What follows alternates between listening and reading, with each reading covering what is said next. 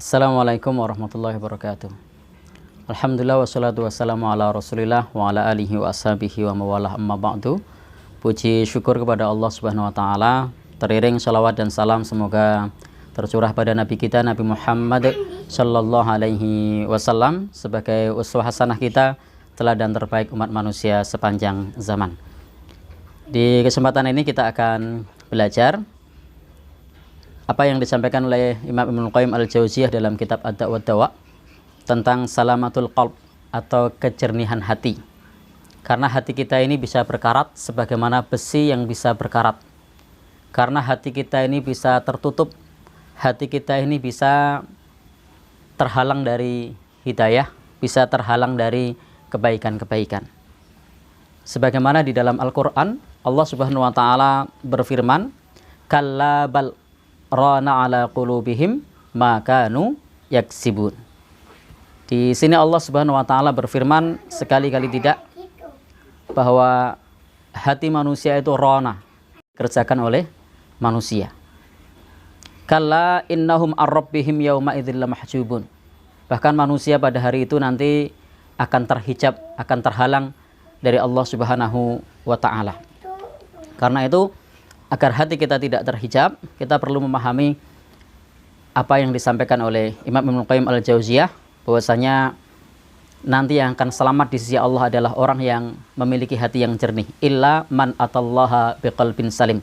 Jadi di dalam Al-Quran Allah berfirman, yauma la yanfa'u malun wala banun. Pada hari ketika manusia pada saat itu anak-anaknya tidak bermanfaat, hartanya tidak bermanfaat, illa man atallaha biqalbin salim, kecuali yang datang kepada Allah dengan hati yang jernih.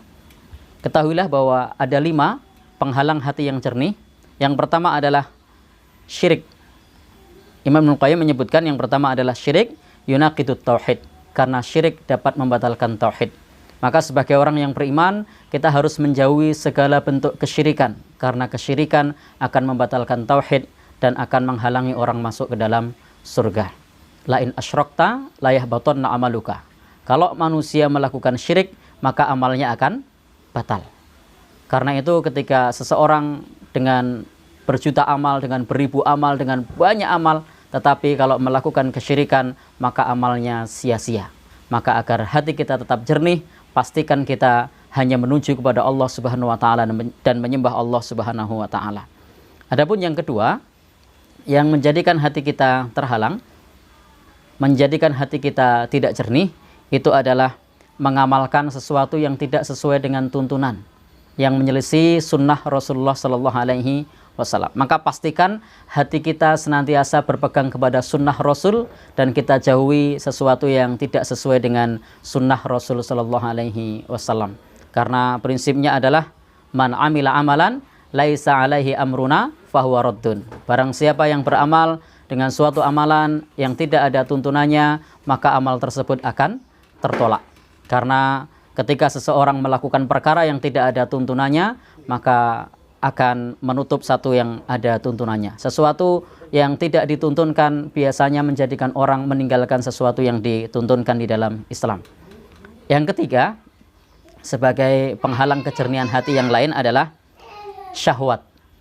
Karena ketika seseorang sudah menuruti syahwatnya, maka cenderung menyelisih perintah-perintah di dalam agama.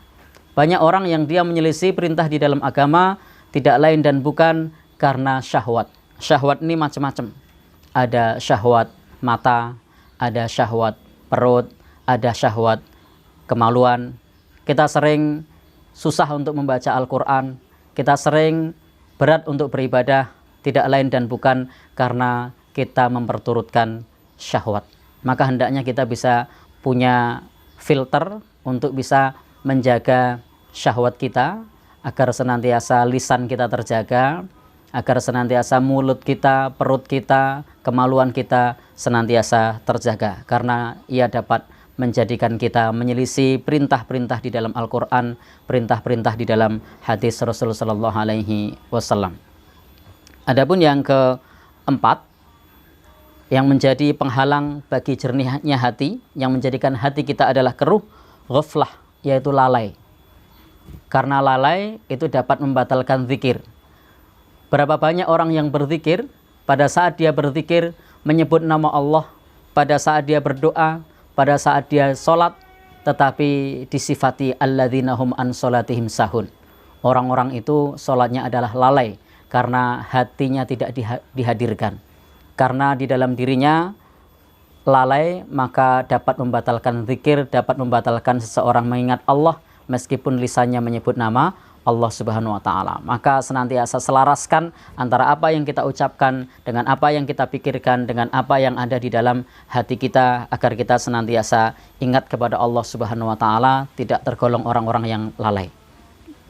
Adapun yang kelima, sebagaimana Imam Ibnu Qayyim Al-Jauziyah menyebutkan, adalah hawa nafsu yang menjadikan kita tidak ikhlas beribadah, bukan karena Allah, tetapi karena hawa nafsu, tetapi karena kepentingan. Maka hendaknya ketika kita melakukan sesuatu, hanya ikhlas karena Allah Subhanahu wa Ta'ala, karena ikhlas merupakan syarat diterimanya amal di sisi Allah Subhanahu wa Ta'ala. Inilah 5 perkara yang menjadikan hati kita gelap. Maka barang siapa yang bisa menjauhi syirik, menjauhi perkara yang tidak ada tuntunannya, bisa mengendalikan syahwatnya, hatinya tidak lalai, kemudian dia senantiasa ikhlas kepada Allah Subhanahu wa Ta'ala, insya Allah akan memiliki hati yang jernih. Wa amma man khafa maqama rabbih wa nahan nafsa 'anil hawa.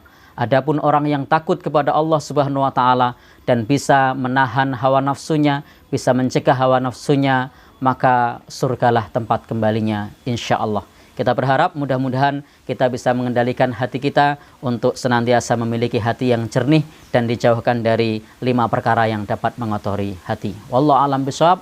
Wassalamualaikum warahmatullahi wabarakatuh.